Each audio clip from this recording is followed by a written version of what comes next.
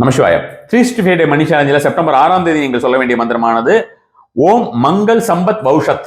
ஓம் மங்கள் சம்பத் பௌஷத் என்கிற ஒரு மந்திரத்தினை green colour object ஏதாவது கையில வைத்துக்கிட்டு சொல்லுவது, அல்லது கிரீன் கலர் ட்ரெஸ் ஏதாவது போட்டு சொல்றது, அல்லது கிரீன் கலர் த்ரெட் கூட கையில வச்சுட்டு சொல்லலாம்.